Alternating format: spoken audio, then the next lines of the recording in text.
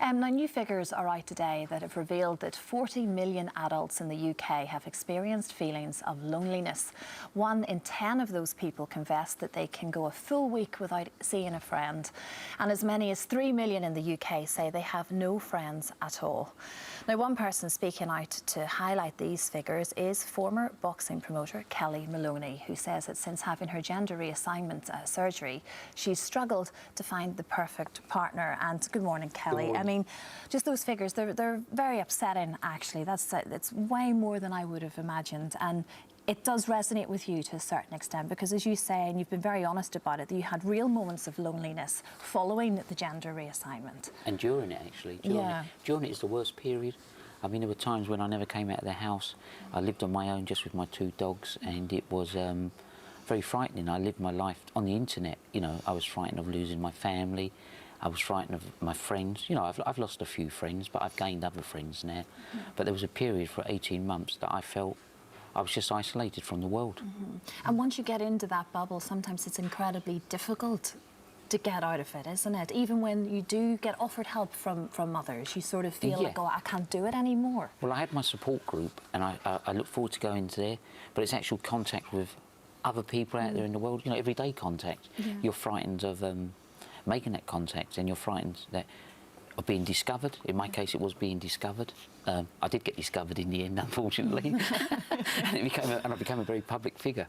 So that sort of helped me out in the end, and it got me over my loneliness. You know? Because you see, I almost think that people would assume that you must be very happy now because you were very open about being terribly depressed before being honest with people around you. Then obviously you've gone through everything that you have gone through. You're sitting here now, Kelly, feeling confident in yourself. People assume, well, you must be happy now. No, I am. I'm very contented. I'm very at ease with myself.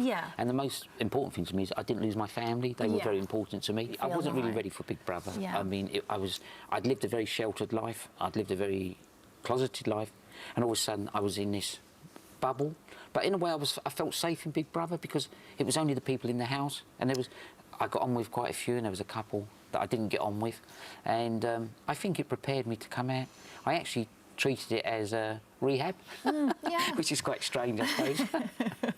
But as you say, that was it. That's what you had to contend with, the people that were around you on that day. And then you did first dates on Channel 4 as well. Well, unfortunately, that never got off the ground.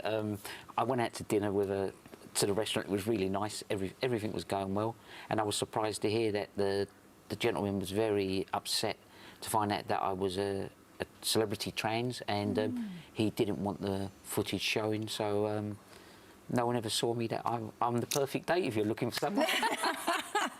Well, look, talking about dates and indeed enhancing one's social life, you are wanting to become a pub landlady. Well, you're in the process of it, aren't you? We've negotiated a lease now with Enterprise Inns. We will be taking over a Kent country pub in the next few months, and hopefully, you know, that will make my life more social. I'm taking it because I think I used to be a publican. I always found it a very social life because there's always people in your life. You can't go downstairs depressed. You can't go downstairs miserable. You've got to be on top of your game. And I feel that's a nice way of me. I'm a very sociable person, but there are times when I go home at night, I've got no one to talk to. Just my 2 dogs. And it's that companionship is kind of what you're feeling that you're lacking. People are going to like me because they want me to serve them beer.